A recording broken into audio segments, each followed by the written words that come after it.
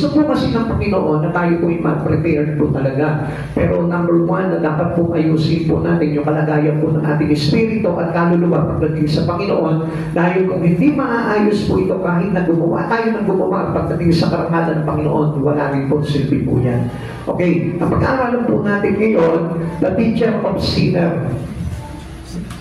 Siya po yung Diyos na nagtuturo para sa mga makasalanan, para po mabago ang kanilang mga buhay. Okay. Papasahin ko po muna sa inyo itong bagay na ito para maintindihan nyo why Jesus is the teacher for the sinner, of the sinner. Sa Biblia, si Jesus ay inilarawan bilang isang guro ng mga makasalanan dahil siya ay aktibong naghahanap, kumain, kasama, at nagtuturo ng mga itinuturing na makasalanan at itinapon ng mga lipunan, partikular na ang mga manilingil ng buwis at iba pang itinapon sa halip tumutok lamang sa matuwid ang pakikisalamuha na ito ay naging iskandalo sa mga pinuno ng reliyon. Ito po yung mga Pariseo, Skriba at saka yung mga Seduseo. Okay. Ang pakikisalamuhan na ito ay naging iskandalo sa mga pinuno ng reliyon noong kanyang panahon na nagtanong kung bakit siya nakikisama sa gayong mga tao. Ngunit ipinaliwanag ito ni Jesus sa pagsasabing, ito po yung sinabi ni Jesus dito sa mga tao na ito, hindi ang malusog ang nangangailangan ng manggagamot, kundi ang mga may sakit. Kung mapapansin po natin mga kapatid sa Panginoon, the presence of God is still there for us as a sinner. Kaya nga alam nyo, gusto po talaga ng Panginoon na tayo po lahat ay masaayos ng Panginoon. Kaya nga po, nararanasan natin yung presence ng Lord eh. Alam niyo po ba kung bakit? Dahil gusto niya tayong turuan na makalaya sa lahat ng mga kamalian o pagkakasala po natin sa buhay. Kaya pahalagahan po natin yung bawat pagtuturo ng Panginoon. Makinig po tayo mabuti sa lahat ng aral ng Panginoon. Sabi nga po ng Panginoon po dito, Mateo chapter 9 verse 12, narinig sila ni Jesus at siya ang sumagot, hindi nangangailangan na manggagamot ang walang sakit, kundi ang may sakit. So sa madaling salita mga kapatid sa Panginoon, kung papansinin po natin, sa buhay po natin kapag nagkasakit po tayo, pag lumapit tayo sa doktor, hindi na pwedeng hindi natin pakikinggan kung ano yung ikukonsulta sa atin ng doktor. Hindi pa pwede na hindi tayo makikinig sa sasabihin sa inyo ng doktor kung hindi ka gagaling. Sasabihin sa inyo ng doktor yung mga bagay na iiwasan mo at ipagpabawal sa iyo para madali kang gumaling. At ganito din po sa Panginoon, kaya na kailangan we better give our attention to listen to whatever God teaching us. Amen. Yung mga bagay na ituturo ng Panginoon sa buhay po natin, kailangan pinapahalagahan po natin yan at hindi natin minimintis yung pakikinig ng salita ng Panginoon. Ulitin ko po yung sinabi po ulit sa Psalm 25 verse 8-9. Good and upright is the Lord, therefore will He teach sinner in the way. The meek will He guide in judgment, and the meek will He teach His way. Our God, our Lord is good and upright. Sabi po sa Tagalog, si Yahweh ay mabuti at siya ay makatarungan. Itinuturo niya sa makasalanan ang tamang daan. Ano ang ginagawa po nito si Yahweh? Tinuturuan niya ang mga makasalanan na lumakad sa tamang daan. Kaya nga hindi tayo makikinig sa salita ng Diyos at sa bawat pagtuturo ng Diyos sa buhay po natin, hindi po tayo maiaalis ng Diyos sa kasalanan. Sa mapagpakumbaba, siya ang gumagabay sa kanyang kalooban, kanyang inaangay. So, nakita na naman po natin dito yung words na humbleness. Yung humbleness ang kailangan po natin bilang tayong mga makasalanan, we should humble our life before the Lord. Kailangan na ibaba natin ang todo yung buhay natin kay Kristo at kung hindi natin gagawin yun, hindi po tayo magagabayan ng Panginoon at hindi masusunod ang kalooban niya para tayo po ay akayin niya sa tamang landas. The good news of grace is that God loves sinner. Yan po yung pinakamahalaga doon. Lahat tayo mga makasalanan, may pag-asa tayo. Dahil inibig tayo ng Diyos kahit na po tayo yung makasalanan. God is good, He cannot be blamed for the sinner's pride. Hindi ginustong magdusa ng ang makasalanan na sa kanyang kalagayan. Hindi gusto ng Diyos. Kung titignan po natin mga kapatid sa Panginoon, ayaw ng Diyos na maparusahan tayo mga makasalanan. Kaya na, on the first place, anong ginawa ng Panginoon po sa atin? Tayo po'y tinubos niya agad sa ating lahat ng pagkakasala. God is upright, He has provided the way of salvation. Gumawa siya ng daan para po tayo ay makapasok doon sa kaligtasan na ito na gusto niya mangyari sa buhay ng bawat isa sa atin. Kaya kung mapapansin niyo mga kapatid sa Panginoon, how important is the cross of Christ Jesus. Napakahalaga ng krus ng ating Panginoong Jesucristo. Dapat pa lamang po yung message ng krus ni Kristo ay naglalagay na sa atin para tayo ay maituwid ng Panginoon. God teaches the sinner the way to eternal life. Alam niyo po ba, sa bawat pag-aaral po ng salita ng Diyos ay napakahalaga yan sa buhay ng bawat isa sa atin, sapagkat tayo po yung mga makasalanan. At ang daan po dito, si Jesus, para po tayo ay makarating po doon sa tinatawag na buhay na walang hanggan. Kung hindi po natin tatanggapin si Jesus sa buhay po natin, hindi po tayo magkakaroon ng tinatawag na buhay na walang hanggan. Kaya kung mapapansin po natin, ano po yung encourage ng Lord sa buhay po natin? Humble our life to God. Amen. So pag sinabing humble our life to God, hindi tayo nagmamalaki sa Panginoon. Amen. Sapagkat ang pagmamalaki sa Panginoon ay pagka-uwi sa pagkaligaw.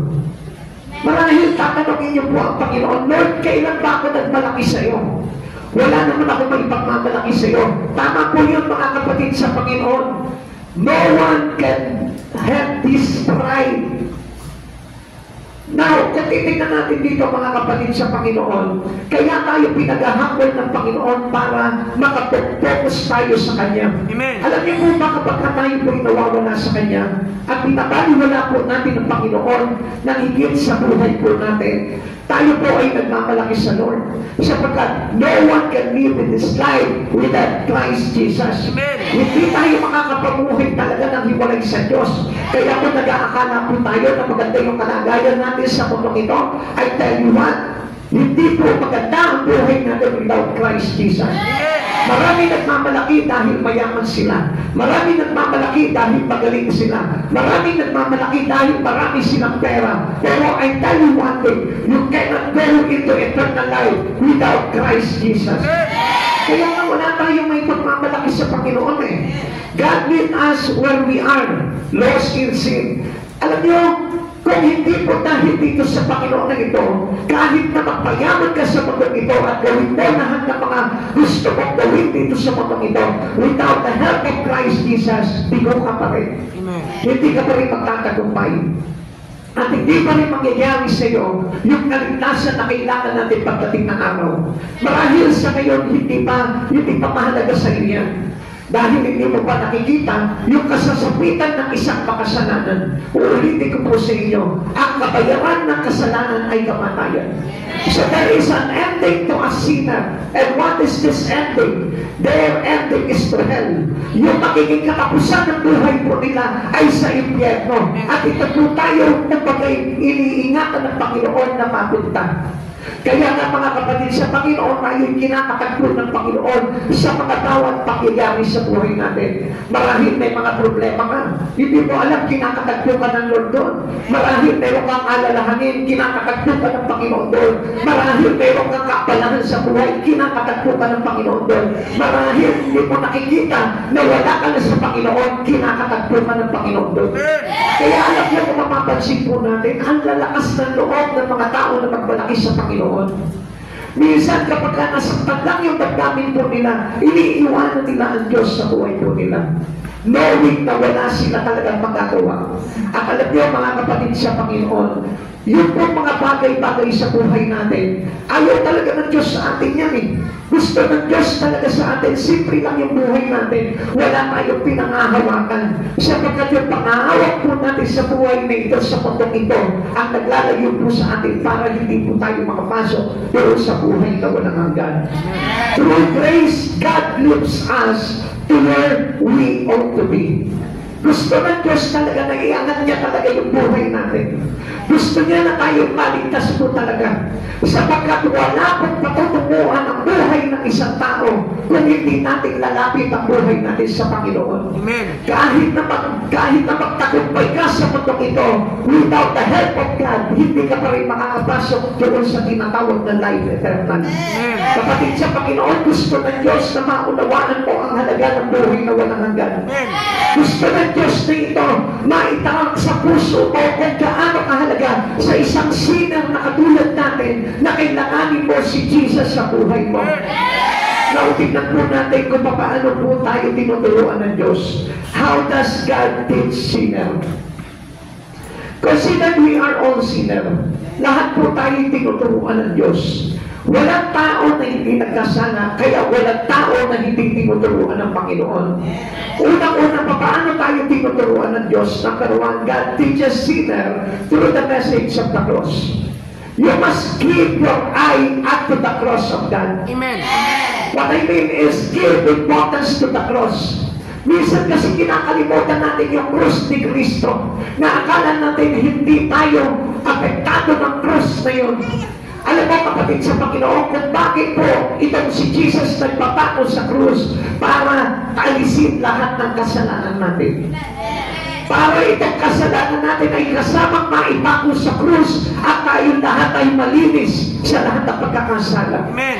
Sapagkat wala na pong ibang dahilan, walang ibang paraan para maligtas ang tao, kundi sa pamamagitan lang ng dakilang ginawa niya sa Kristo pagdating sa krus na ito. Alam niyo kung tutuusin, ang Diyos na pwede niya na gamitan ng kapangyarihan itong mga bagay na ito sa buhay po natin. Pwede niya tayo parusahan na lang. Pwede niya tayo burahin na lamang sa mundang ito. Pero hindi pinahintulutan ng Diyos yun sapagkat mahal tayo ng Diyos at inibig tayo ng Diyos kahit na tayo makasalanan. Amen. Ginawa ng Diyos na magpapako siya sa krus. Alam natin hindi naman po karapat-dapat talaga na si Jesucristo ang ipako sa krus dahil tayo yung nagkasala. Pero inibig pa ng Diyos na tayo po ay mapawalan sala at siya po yung maparusahan. Alam niyo po kung bakit? Because God is concerned with our eternity. Ang Diyos ay mahalaga sa Kanya yung ating buhay na walang hanggan. Amen. Kaya lang kapatid sa Panginoon, dapat pinapahalagahan po natin yun.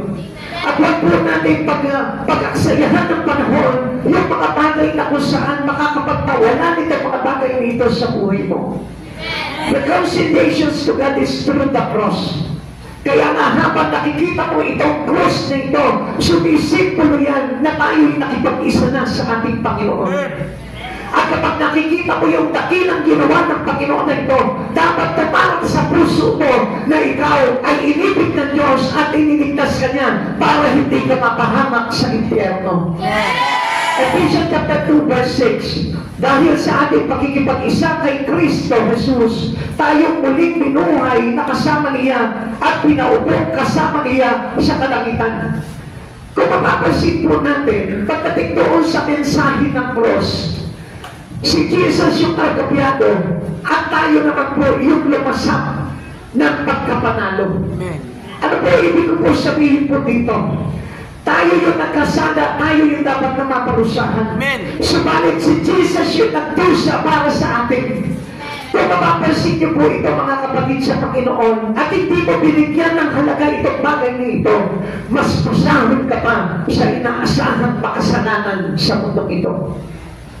Dahil ang tao po ay tinupos ni Kristo upang hindi tayo maparusahan. Tayo po lahat ay dapat na-deserve natin na maparusahan ang mapunta sa impyerno. Pero hindi pinahintulutan ng Diyos ito dahil inibig niya na tayo kung tayo yung makasalanan pa. Alam niyo kung paano po mangyayari sa atin na tayo pong lahat ay maging kabilang dito sa krus na ito, na kung saan ang sabi po dito, dahil sa ating pakikipag-isa kay Kristo Jesus, tayo'y muling binuhay. Patay tayo sa kasalanan, patay tayo sa kasamaan, patay tayo sa mga masamang bagay na ginagawa natin dito sa mundong ito. Patay tayo dahil nabubuhay tayo na nakapokus ang isipan, ang puso sa mga bagay dito sa mundong ito. Kaya anong ginawa ng Diyos? Pinatay niya yung kanyang sarili para kasama tayo mamatay doon, at sa kanyang pagkabuhay, kasama din tayo bubuhayin ng Panginoon. Pero ang masakit po nito, hindi naisip ng tao, si Jesus yung pinarusahan. Si Jesus yung nasaktan. Si Jesus yung nagsakripisyo. Samantalang tayo, wala tayong ginawa, kundi ang hinihingi lamang ng Panginoon, manampalataya ka at pahalagahan mo, dakilain ang ginawa ng Diyos na ito sa krus na ito. Isang bagay pa ang gusto ng Lord sa atin, yung makipagkaisa tayo sa Kanya.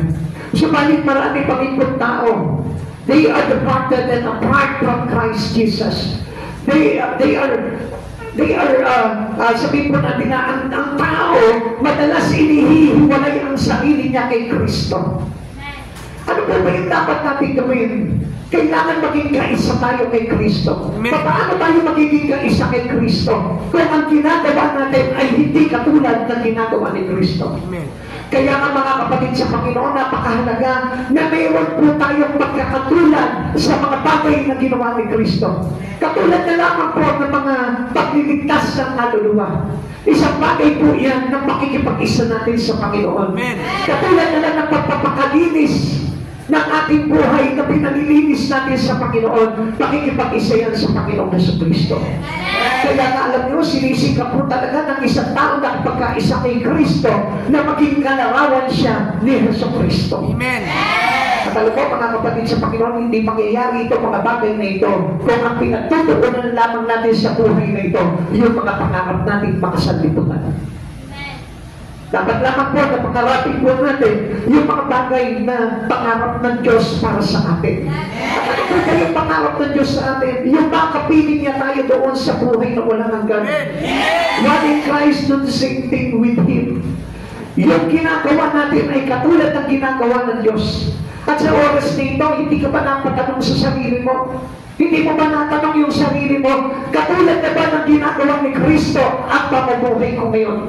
Katulad na ba ng pinagkakaabalahan ni Kristo yung mga pinagkakaabalahan mo ngayon? Marahil sasabihin po natin, paano ang buhay ko sa mundong ito? I tell you, God is the one who handled it. Amen. Ang Diyos ang nahawak ng buhay mo kung pinapaubaya mo sa Kanya. Alam niyo, kung dito nga po sa krus na ito, pinatunayan na ng Diyos na tayo po lahat ay kaya niyang iligtas. Dito pa po kaya sa kalagayan natin ngayon. Alam niyo, ito na po yung pinakamahirap na ginawa ng Panginoon na tayo po ay iligtas.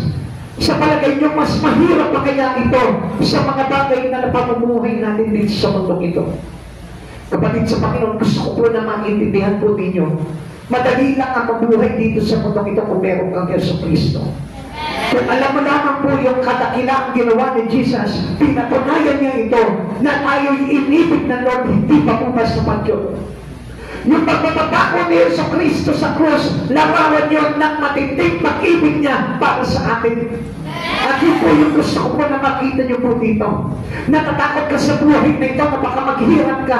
Natatakot ka sa buhay nito na baka iabandona ka ng mga mahal mo sa buhay. Hindi mo pa nakita yung dakilang gawa ng Panginoong Jesucristo sa kanyang krus. Na sinakripisyo niya yung kanyang buhay para maligtas ka, hindi ka ma-impyerno. Hindi po ba napakahirap gawin ng bagay niyo? Alam niyo, sa totoo lang, yung wala ka ng pera ngayon, kaya-kayang gawa ng solusyon ng Lord yan. Amen. Yung mga problema mo lang, yung mga pangarap mo lang, na piling mong inaabot na hindi mo maabot-abot, ay dahil hindi na mahalaga yun kung may Jesus ka sa buhay mo. Dahil kung nalalaman mo lamang yung mensahe, yung dakilang mensahe ng krus ni Kristo, doon pa lang masasabi mo, panalo na ako dito. Doon pa lang masasabi mo, mahalaga ako kay Kristo. Hindi na ako papatayaan. And God has proven demonstrated His love to us at the cross. Dito palang malaking proof na ito para sa bawat isa sa atin. Amen. Ano ba dapat ikatakot ng isang tao na mayroong totoong pananampalataya kay Kristo?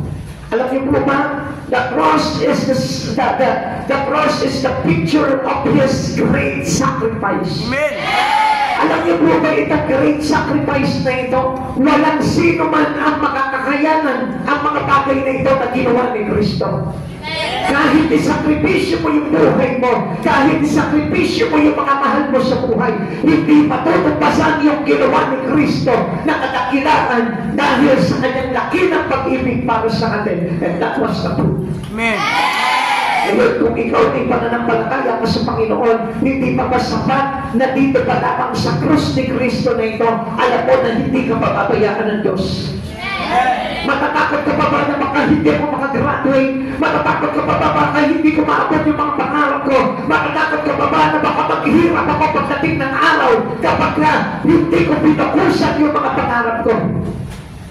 Pero isang bagay lang yan, na dapat nakatakutan ng tao yung mawala siya sa mensahe ng krus ni Kristo. Amen. Dahil ito po yung way para tayo ay mapunta doon sa life eternal, sa buhay na walang hanggan. Tingnan niyo yung pag-ibig ng Diyos, ha? Gusto ko po kasi makita niyo po dito eh. Marami po sa ating Kristiyano tayo pero parang hindi natin alam kung gaano tayo kamahal ng Diyos. Parang hindi natin alam, natatakot tayo dahil hindi natin alam kung gaano tayo inibig ng Diyos. Tingnan niyo po yung sinabi po dito sa Romans chapter 5 verse 8. Ngunit ipinadapa ng Diyos ang kanyang pag-ibig sa atin nang mamatay si Kristo para sa atin nung tayo'y makasalanan pa.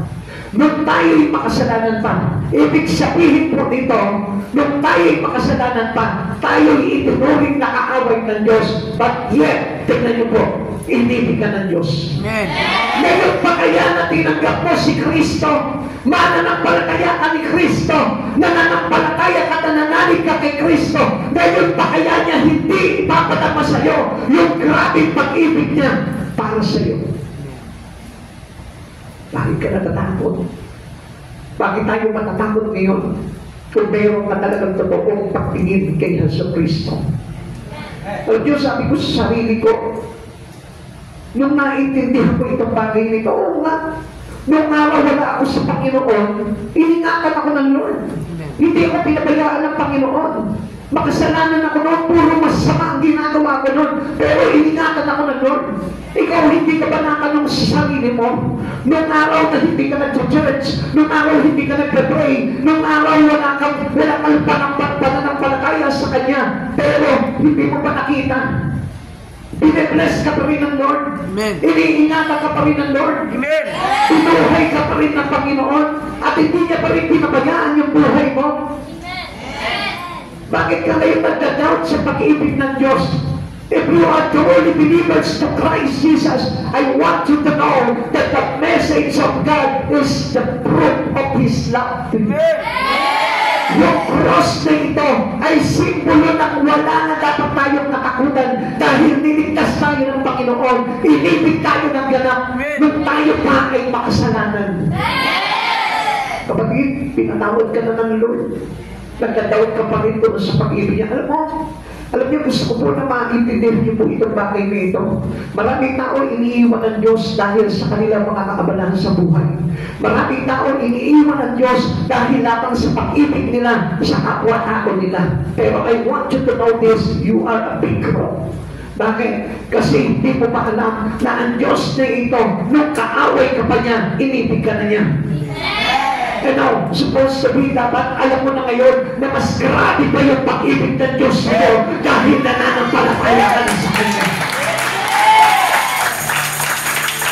Alam mo, hindi niya inibig ang tao dahil mabuti na ang tao. Dahil mabait ang tao. Kundi inibig niya ang tao dahil nakikita niya na ang tao ay makasalanan at patungo doon sa impyerno. Kaya alam nyo na napagsakan din ng Panginoon and by the grace of God, anong ginawa niya? Sinalo niya tayo doon. Kaya lang, alam nyo, ang mga hirap po dito, ang masakit sa Panginoon. Pilit na tayo sinisave ng Lord, pero pinipili pa rin namin yung ibang bagay. Ipinagpapalit pa rin po natin yung proof of His great love. Hindi pa rin po natin na-appreciate yung mensahe ng cross sa ating bilang mananampalataya. Alam niyo, kung minsan na, kung meron kang iiwanan sa buhay mo, unang-unang iniiwan mo itong cross ni Kristo eh. Unang-unang itinatapon mo yung cross ni Kristo eh. Pero yung bagay na sa mundo na ito, hindi mapitaw-bitawan ng tao. If you love God, you must sacrifice. Amen. Sabi nga po dito, dapat tayo po ay one with Christ, nakipag-isa kay Kristo. Kung gumawa siya ng sakripisyo para ipaalam mo sa iyo na inibig ka niya, na minahal ka niya ng lubusan, gayon din po tayo. Amen. A simple sacrifice that we can give to Him, it's showing to Him that we love God in our life. Pero hindi niyo po ba napansin? Yung sakripisyo na dapat na ibibigay mo sa Panginoon, pinipigilan ka pa. Hinahandakan ka pa ng kaaway. Yung gusto mo na magsakripisyo ng kahit konti lamang, pero pinipigilan ka ng kaaway. Nilalagyan ka ng handang, nilalagyan ka ng katamaran, nilalagyan ka ng kabisihan sa buhay nito. Para na sa ganon, hindi mo maipakita at mapadama yung sukli ng pag-ibig mo dahil sa kagandahan loob ng pag-ibig ni Jesucristo. The cross divides humanity into the saved and the lost. Tignan niyo po ito, ganito po ang kalagayan po natin. And supposed to be dapat, ito po yung magiging response natin. Luke 23:39-43, ito po yung istorya po nung tatlo sila nakapangos sa krus. Dalawang gilid niya po, mayroong dalawang pagnanakaw. On which sides of the cross are you? One team trusted Christ and was pardoned, pinalaya dahil sa kanyang pagtitiwala sa Panginoon. Isinuko niya yung kanyang buhay sa Panginoon. Hindi siya nag-doubt kahit na pare-pareho sila doong pinaparusahan. One team rejected Christ and perished. Yung isa naman, mas pinili niya yung sarili niya kaysa doon sa pananampalataya niya dito kay Jesucristo. Pansinin mo, kapatid sa Panginoon, ito pong isang pagnanakaw na ito na na-reject kay Christ. Ano sabi niya? Kung ikaw ang Kristo, bakit hindi mo iligtas ang iyong sarili? Gayon na rin kami. Kapatid sa Panginoon, gusto kong malaman mo, without sacrifice yourself to Jesus, hindi tayo mapapalaya.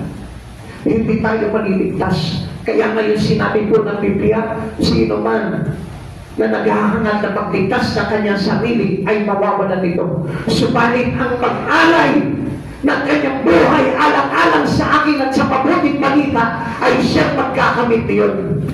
Kapatid, little sacrifice that we need for us by God. Amen. Maliit na sakripisyo lamang yung maging kaisa tayo kay Kristo sa pagpapahayag ng mabuting balita. Maging kaisa tayo kay Kristo sa pagpapahayag ng mensahe ng cross ng kaligtasan. Amen. Kapag hindi po tayo nakipagkaisa kay Kristo sa lahat ng bagay na kanyang ginawang kabutihan sa atin, I tell you, para po rejection to God yung ginagawa po natin. Yung kapag hindi natin inaayon yung buhay natin kay Kristo, yung kapag halimbawa pinagkakalitan mo ang Panginoon na paglingkuran ng Diyos dito sa buhay po natin, I tell you, hindi pakikipag-isa kay Kristo yan. Yung wala kang ginagawa for the glory of God, I tell you, hindi pakikipag-isa kay Kristo yan. Yung lagi ka tinatamad sa mga bagay sa Panginoon, hindi pakikipag-isa kay Christian because you don't trust God. Kaya mo nga ginagawa ito kaya ka nga nagsasakripisyon. It is because you trust in God. Amen. Ano sabi po ng Biblia? Trust the Lord with all your heart and not lean on unto your own understanding. Pero ang ginagawa ng tao, gumagawa sila sa sarili nilang pamamaraan. They don't trust God. Natitiwala sila sa sarili lamang po nila, sa karunungan nila, sa kalakasan nila, sa kayamanan nila, sa anumang bagay na meron sila. Dati ang pagtitiwala nila. And they don't trust God with all their heart. They rejected God. Kaya nga ayaw ng Lord galit ang Diyos sa mga gumagamit na sarili niyang lakas.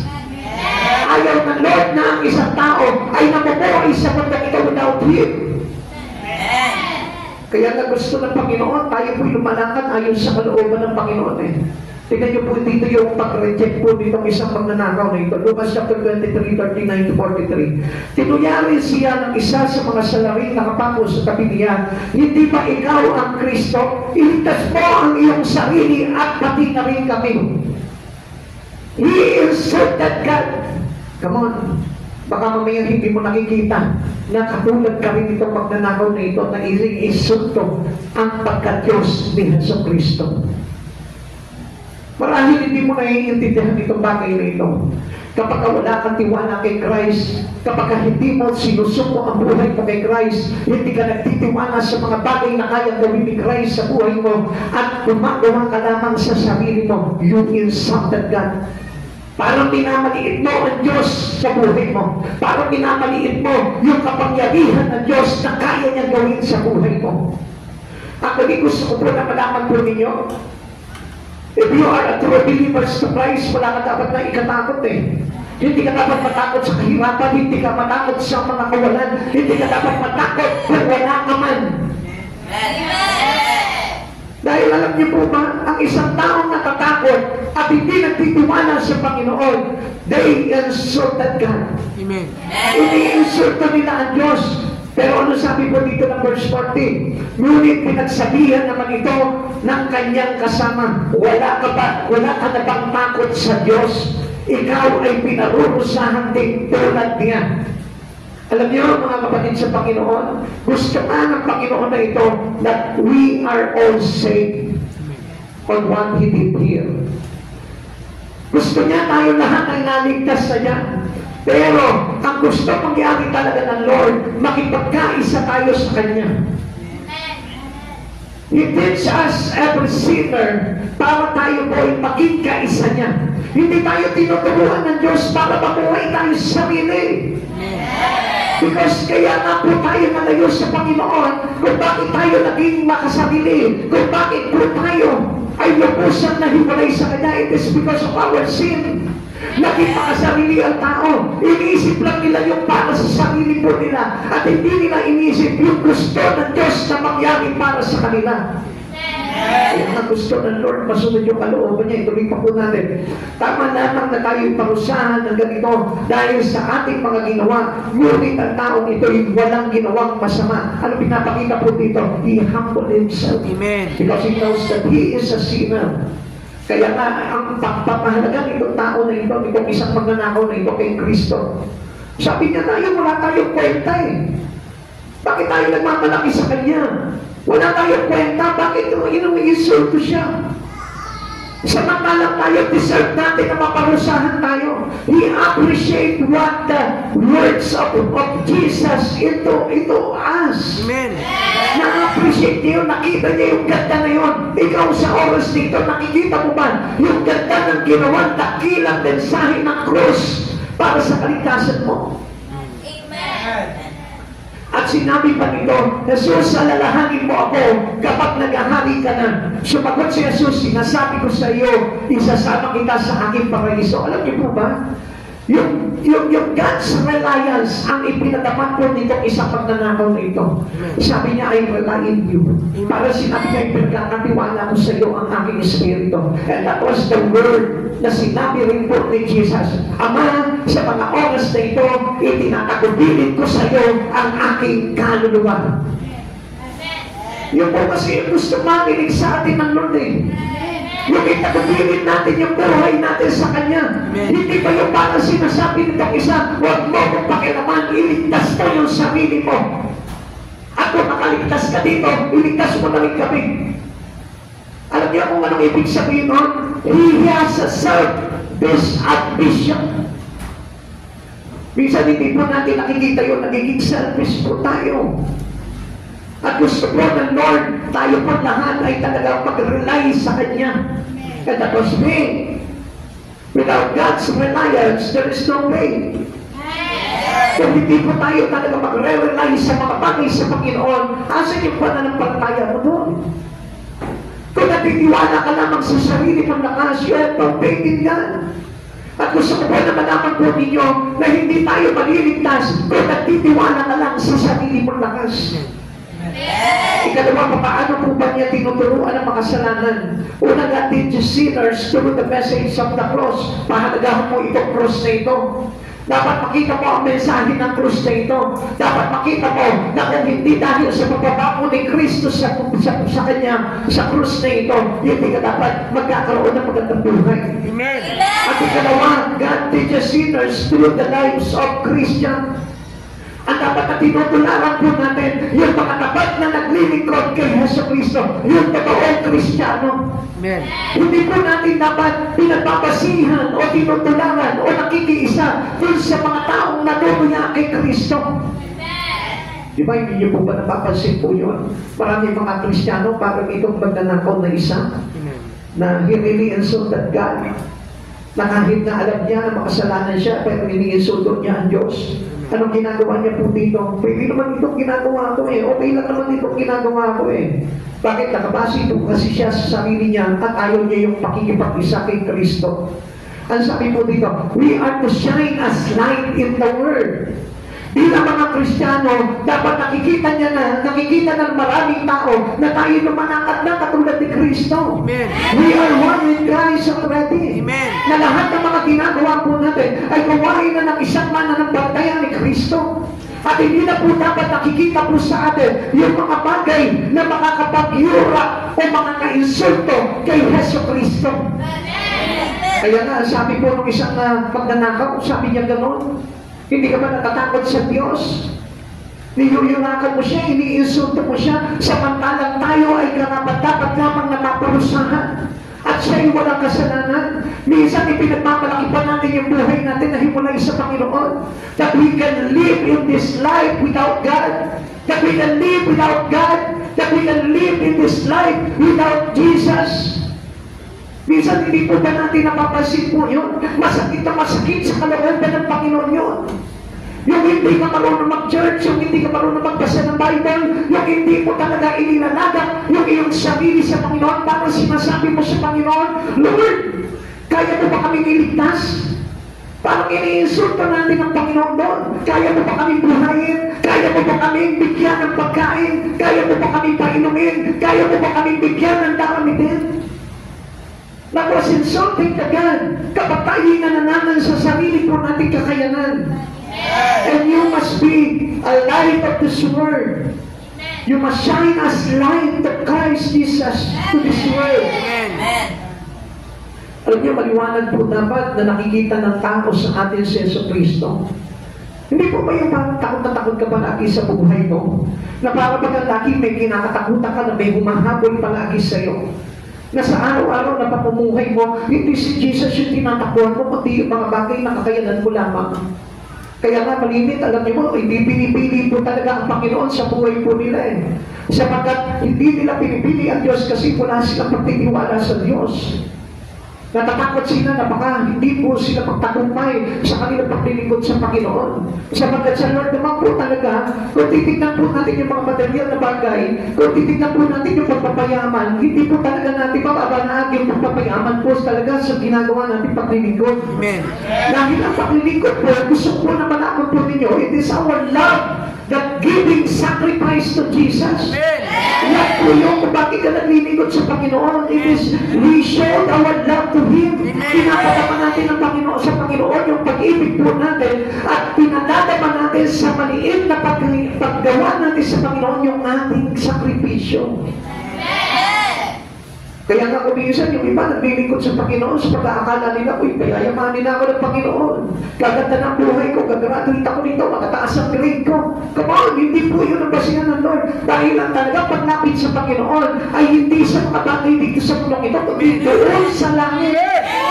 Kaya ang katapatan po natin ay nagsusukli ng sakripisyo at nagpapakita ng pag-ibig na maglalagay sa atin kay Kristo doon sa buhay na walang hanggan.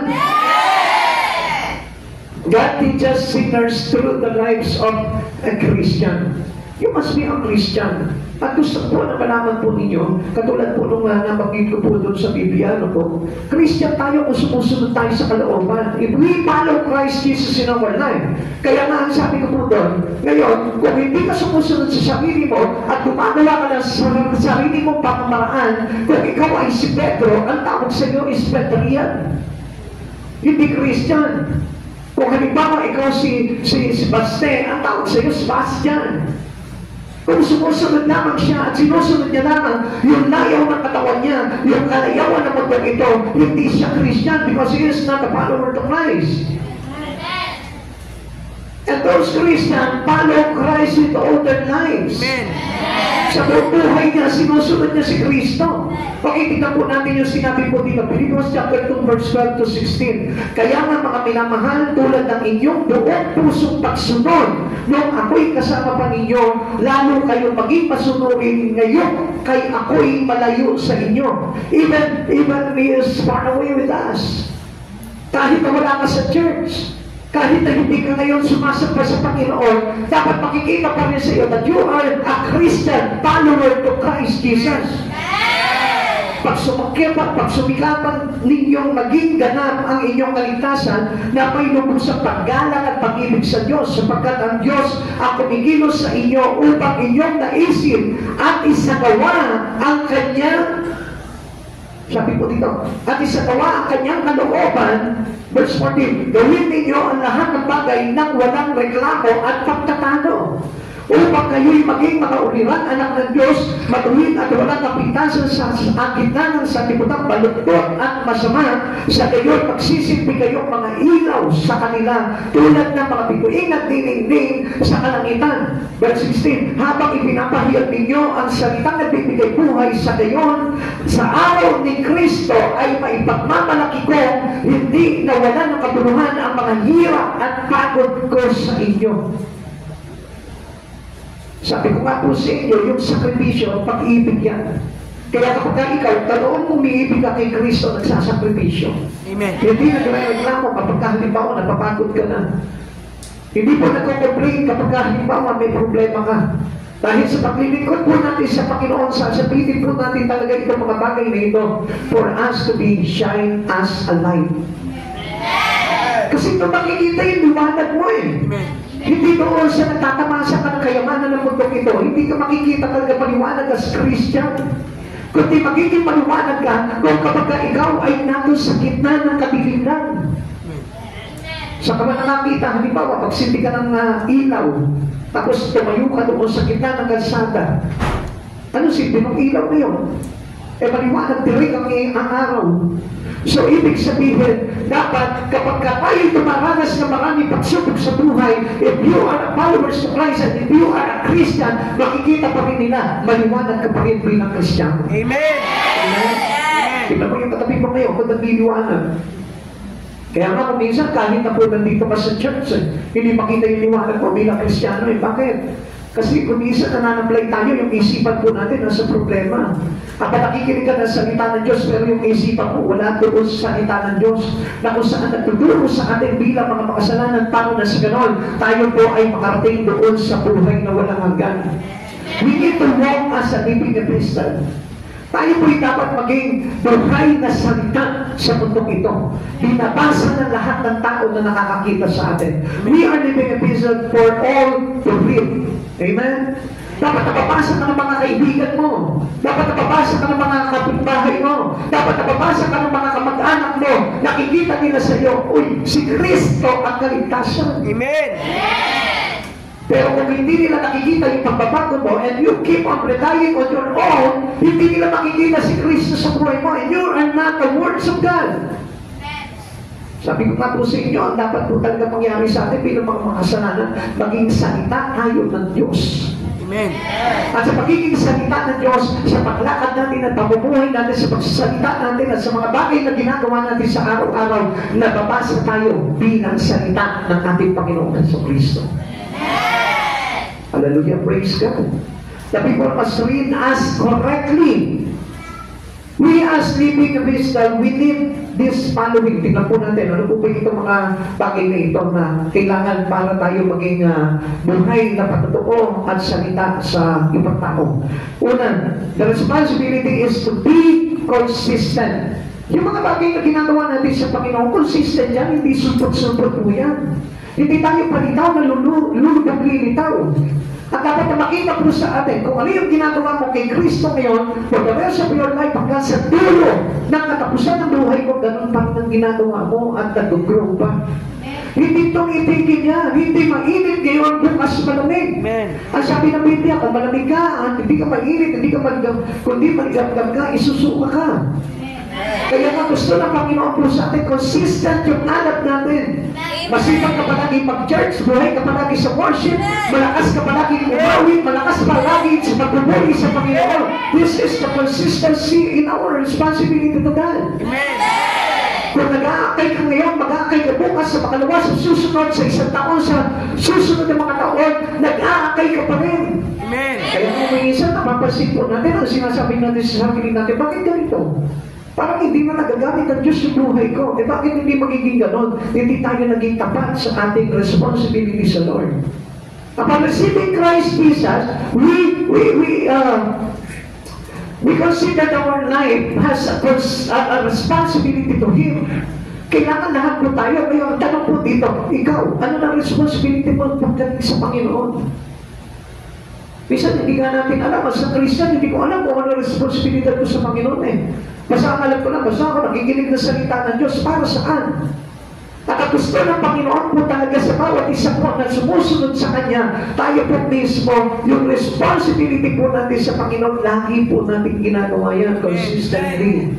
Kahit nasa eskwela ka, nasa trabaho ka, hindi po kinakalimutan yung mga bagay na yun. O kaya kung minsan, di ba, parang nakakalimutan natin, kahit pagsisita po, nakakalimutan na po natin. Ano pa po yung mga kailangan po natin? Sabi po dito, we as a living epistle, we need this following. Ano po yung una? The responsibility is to be consistent. Hypocrisy should no place in our lives. Yung pagpapaimbabaw. Alam niyo, kung minsan, di ba, parang, sige, simba na lang ako para makita nila na Kristiyano ko, na born again din ako. And then later on, pagdating po sa mga kaibigan, pagdating po sa mga kakilala, iba na po yung mga kasama po natin. Tapos hypocrisy. O kaya naman, kung minsan, devoted tayo sa Panginoon, ano? Pero paglabas po natin, iba na po yung ginagawa natin. Devoted na po tayo sa mga pagkasalibutang bagay. Others are watching, some are at stake. Nakikita nila tayo. At dapat na maging buwan tayo sa mga nakakakita sa atin. At alam niyo, kung halimbawa, let's say, I'm a Christian, tapos pagdating sa labas, iba-iba yung mga ginagawa ko, magiging kapulaan ako at makakapagpahabang ako ng mga kaluluwa. Many have been saved because they saw Christ in others. Alam niyo po ba, na kapag tayo po mismo, halimbawa, may mga tao kasi na bumahanga sa atin eh. At yung paghanga nilang yun, magdudulot sa kanila ng kaligtasan yung kung makikita nila si Kristo sa buhay mo. Amen. Amen. Number 5, what sinners come to Jesus because of you and me. Kaya marami po mga tao, makasalanan, lumalapit sa Panginoon. Sabi po ng 2 Corinthians chapter 3 verse 2 to 3, kayo mismo ang aming sulat ng rekomendasyon. Nakasulat kayo sa aming puso upang makilala at mabasa ng lahat. Ipinapakita ninyo na kayo ay sulat ni Kristo na ipinadala niya sa pamamagitan namin. Hindi nakasulat sa tinta, kundi isinulat ng Espiritu ng Diyos na buhay. At hindi sa mga tapyas na bato, kundi nakaukit sa puso ng mga tao.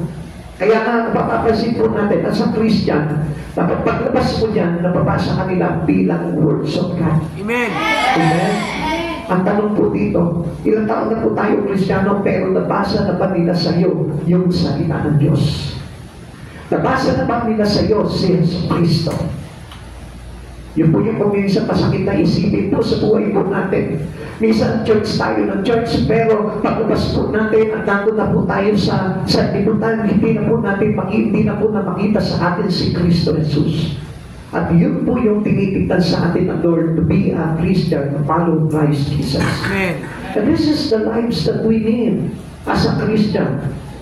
Yun yung totoong Kristiyano. Sabi nga po dito, there is no hypocrisy in Christian. Kapatid sa Panginoon, kung nagpapanggap ka lang bilang Kristiyano, I tell you, mapapahama ka. Dahil ang katotohanan po talaga ng Kristiyano, may pagbabago sa buhay, may pagsunod sa kalooban ng Diyos, at tumatalikod sa anumang bagay na masama na makakapagpahamak sa kanyang buhay. Others, God teaches the sinner. God teaches sinners through circumstances in their lives. Ang dami po dumaranas sa circumstances sa buhay pero hindi papunta kay Kristo ang buhay nila, kundi mas lalong lumalayo sa Panginoon. Dapat nga po kapag tayo po'y dumaranas sa circumstansya, maalala mo agad ulit yung message of the cross. Alam niyo po ba kung anong naging solusyon ng Panginoon para pagtagumpayan tayo? The cross. Amen. At alam niyo po ba dapat kung ano yung solusyon kapag may circumstansya na? The cross. Amen. Jesus himself. Kapag may problema ka, kapag mayroon ka mga bagay na kabiguan dumarating sa buhay mo, gusto ko po na malaman mo na ang solusyon yan, yung si Kristo.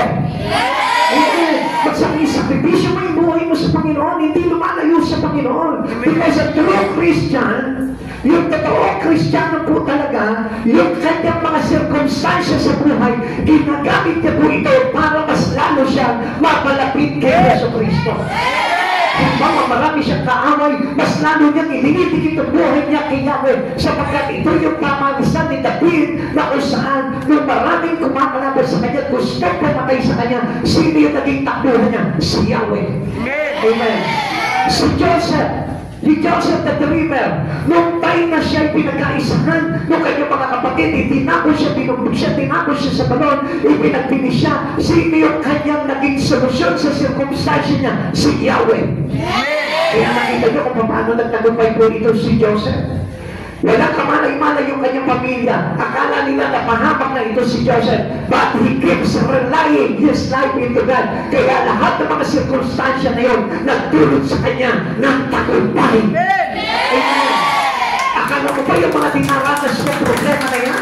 If you are true Christian, all circumstances that you experience right now, yan yung magdadala sa iyo. Pagdating na araw, magugulat ka, may tagumpay ka sa buhay mo ito. Amen. Ang isang tao, yung circumstances sa buhay niya, yan ay ginagawa niyang opportunity para pagdating ng araw, magkaroon siya ng tagumpay kay Kristo. Tignan niyo po si Yesu Kristo. Ang daming paghihirap na ginawa ni Kristo. Pero all that circumstances, kinonsider niya yun para magtagumpay siya. Binabawalan siya ni Peter. Sabi niya, huwag po kayo tumaan. Mayroong mga nakapagta sa inyo dyan. Hindi po dapat nila kayong itako sa krus. Hindi kayo dapat mamatay. Ano sabi ni Jesus sa kanya? Ang lahat ng iniisip mo ay hindi sa Diyos. Lumayas ka sa tanas. Alam niyo po ba, na kapag may circumstansya ka sa buhay nito, may problema ka, may pagsubok ka, dapat patakbuhan mo si Kristo. Sapagkat in every circumstances, there is a great victory if you have Christ Jesus. Amen. Ang handaan mo yan, lahat ng pagsubok na pinagdaraanan mo, ayuan mo yan sa buhay mo, na kasama si Yesu Kristo at makikita mo, isang araw, nandun ka sa loob ng tagumpay ng aking Kristo. Palilang po natin ulit si Joseph na pag-imaran mo, ano po nangyari po sa kanya? Yung kanyang tatay, akala patay na siya. Yung kanyang mga kapatid, kala wala na po siya. Pero nagulat sila nung nagkaroon ng paggutom. Ito po ba si Joseph, naging panyag doon sa Ehipsyo. Siya tagapamahala, siya tagapaghawak ng inyo ng kayamanan ng Ehipsyo. Kaya isang araw nung nagtagtuan yung mga kapatid niya, nagulat sila na ito pa lang si Joseph ang nangangasiwa ng lahat ng kayamanan ng Ehipsyo. Amen. Samantala kung titignan niyo po si Joseph, ang dami mga circumstansya inabot niya. He used our circumstances for us to seek God for our restoration. Tignan niyo po yung circumstansya po ni Pablo. Sa Acts chapter 9, si Pablo po, isa po siyang masamang tao. And that circumstances, doon siya kinatagpo po ni Jesus. na kung saan ang sama-sama po nitong si Pablo, pero anong ginawa sa kanya ni Jesus? He struck the glory of God into his eye. At anong nangyari po dito? At yung circumstansya na yon, nagmulat sa kanya at pinangawakan niya para mapalapit ang buhay niya dito kay Hesus Kristo. Yun na nagpabago ng buhay niya. And supposedly, lahat naman po tayo galing sa circumstansya bago tayo abutin ng Panginoon eh. Ako, ang pangit na kalagayan ko sa buhay nun. Iba-iba yung mga pagsubok at circumstansya na experience ko sa buhay nun. Na muntik na ako makulong, muntik na ako masama po doon sa mga rape, na mga droga, sa mga bypass, sa mga kaguluhan, sa mga riot, sa patayan. Muntik na ako masama doon sa mga bagay na yun. Pero yung circumstansya na yun, yun ang nagtulong po sa akin para mapunta ako kay Kristo at ngayon nangangaral ng salita ng Diyos. Ikaw, bago ka mapunta dito, meron ka rin circumstansya na hindi mo nakita, yun yung nagpalapit sa iyo sa Panginoon. Kaya lang hindi natin pinanghahawakan yun, kaya hindi magdulot ng tagumpay sa buhay natin. Pero kapag pinanghawakan mo yung circumstansya na yun, whatever circumstances in life, even in your sin, kahit nakasalanan pa yan, kapag ka pinanindigan mo, pinagawakan mo si Jesus ang kawakas sa buhay mo, makikita mo, mayroon kang panalo, mayroon kang tagumpay pagdating ng araw kay Jesus na ngayon. What happened to Paul, that is now happened to us. Kung ano nangyari kay Pablo po noon, yan ang nangyayari sa atin ngayon. Jesus struck us with his light. Ano po itong ilaw na ito? Yung liwanag na ito ng katotohanan na kailangan mo si Yesu Kristo. Alam mo kung bakit nandito ka ngayon? Kailangan mo si Jesus eh. Amen.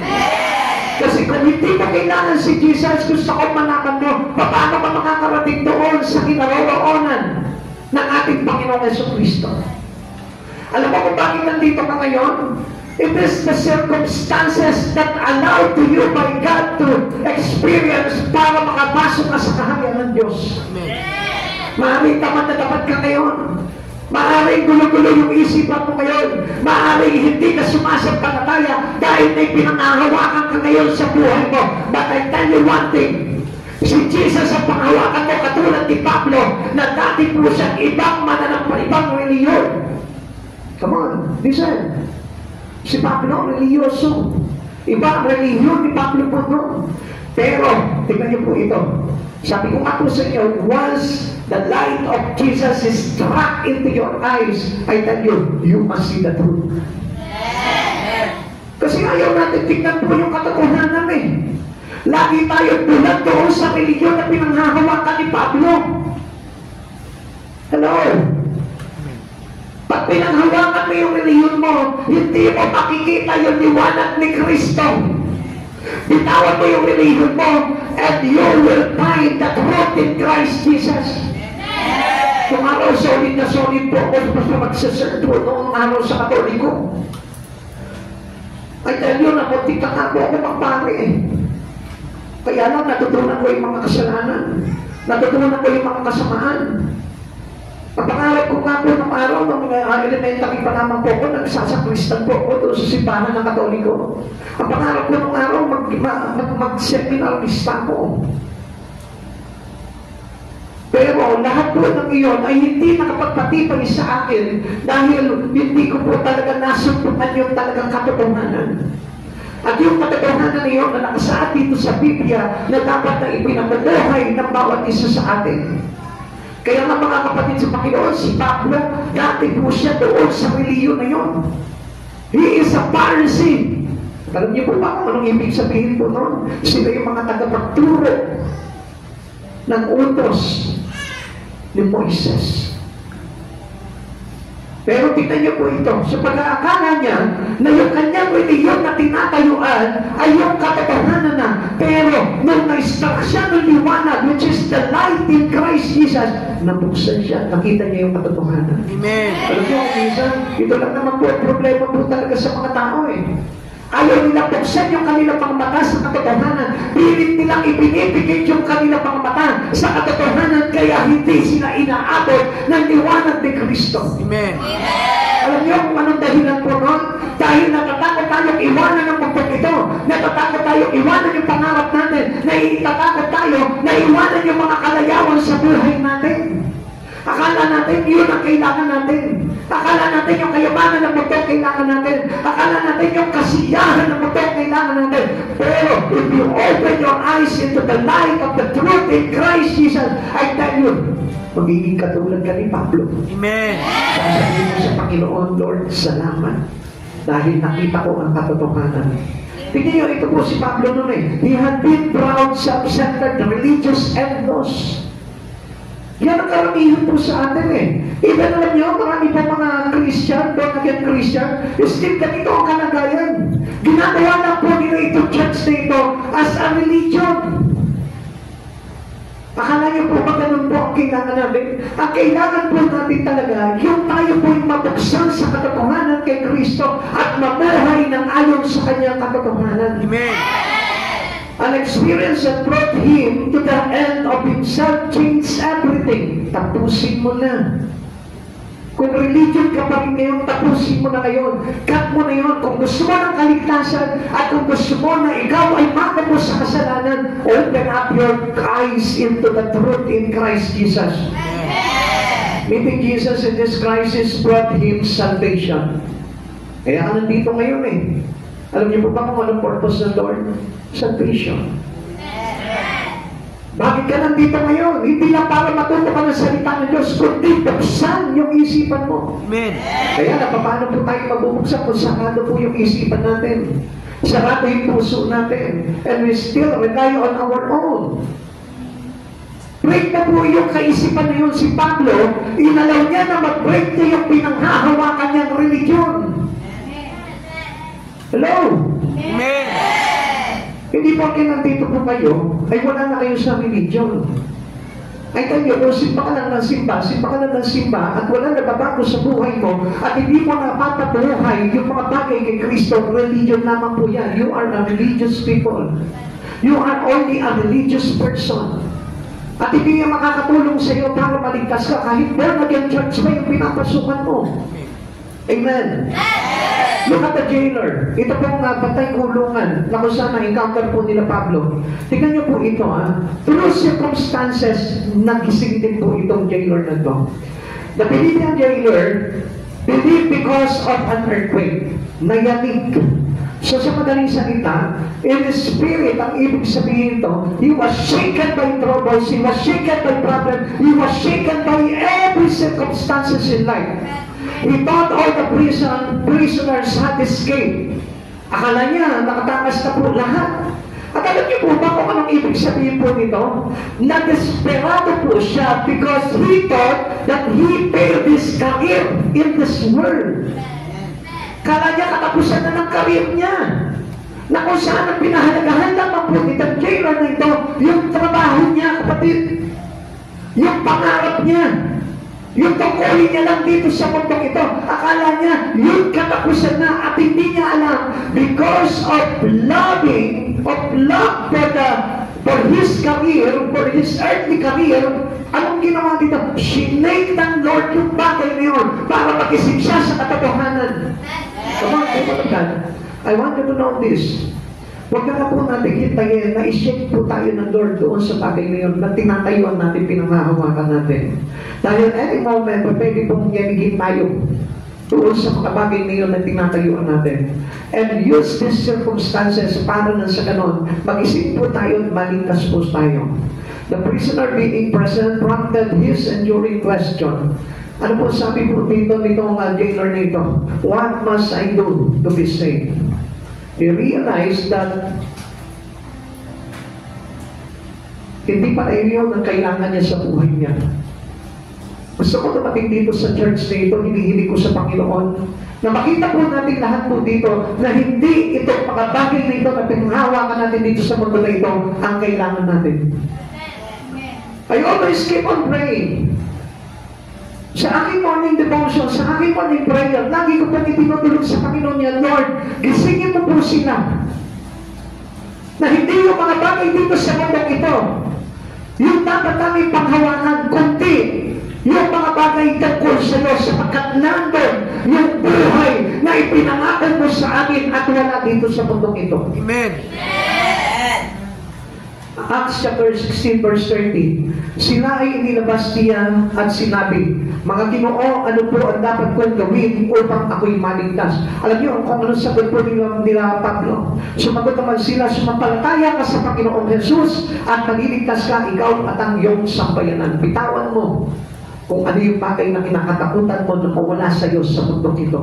Hanggat hindi mo binibitawan yan, hindi mo talaga totoong lubusa makikilala si Kristo. Still, you are being compromised of this word. Kung espesyal kami sa iyo ang mundong ito, I tell you, hindi mo kailanman makikilala ng totoo si Kristo. You still walk into untruth. Mabubuhay ka pa rin sa hindi katotohanan. Ano kaya nakalipas sa Christian hypocrisy? At gusto ko po na malaman po ninyo mga kapatid sa Panginoon, ang totoong tumanggap sa Panginoon, wala na po siyang wala nang halaga sa kanya mga bagay na ito dito sa mundo ito. Huwag mo sige, nagtatrabaho ka, nag-aaral ka, nagpapamilya ka, o nagsisikap ka sa buhay nito, pero ang dapat na maging pahalaga mo at dapat nakatakutan mo, yung mawala si Kristo bilang tagapagligtas sa buhay mo. And you need to show your love for God. And that love makes your sacrifice, need for your sacrifice. Amen. Amen. Now, what circumstances has caused you to see your need of Christ? Sa oras nito, alam ko may pinagdaraanan ka. Kawalan ba yan? Karamdaman ba yan? Pagsubok ba yan? O kahit na ano pa yung mga bagay na yan na pinagdaraanan mo, still, yung circumstansya na yan gagamitin sa iyo para mabuksan ka sa katotohanan. But allow your heart to be open for the truth in Christ Jesus. Kasi kung hindi mo papaitulutan na mabuksan yung puso mo pagdating sa katotohanan, wala pa rin yan, sarado pa rin yan. Hindi ka pa rin maniniwala na kailangan mo si Kristo sa buhay mo. Oo, sige, sinasabi mo, I need you Christ in my life. Pero kung makatok si Jesus sa iyo, ayaw mo buksan yung puso mo. Pero may sinasabi sa iyo, Panginoon, release all the hindrances. Bitawan mo lahat ng mga pinanghahawakan mo. Katulad po nitong jailer na ito. Alam niyo po ba itong patay kulungan na ito? The jailer, after his failure, he turned his life to Jesus. The same way with Paul. Pagkatapos ng kanyang career failure, alam niyo po ang ginawa nitong jailer na ito. He trusts God with all his life. He trusts his family to Christ. Pinagkatiwala niya maging yung kanyang pamilya. He was baptized in the name of Jesus. Kapatid, dapat namatay ka na sa mundo ito. Lahat na nagtitiwala sa Panginoon, being baptized, and that was the meaning of baptism, a Christian baptism. Ang ibig sabihin niya, dapat patay ka na sa mundong ito, buhay ka na kay Kristo. Dati ang hawak-hawak po nitong jailer na ito, it is the sword of the world. But now, after he was being shaken by that circumstances, by that career failure, ano na yung pinahawakan niya? The sword of the Spirit, which is the Word of God. Amen. Kung panghahawakan mo yung espada ng mundong ito, na kung saan yun yung nagiging protection mo sa buhay mo, I tell you, you will be wrong. Pero ang panghawakan mo, it is the sword of our Spirit, which is the Word of God, the truth, and that truth will set you free. Yung katotohanan na yun ang magpapalaya sa iyo sa anumang tanikalan ng mundong ito, at isang araw makikita mo ang buhay mo nandun na sa piling ng Diyos. Pahalagahan mo ito because we are all a sinner at wala po tayong kaligtasan apart from the truth in Christ Jesus. Tayo po lahat magsitayo.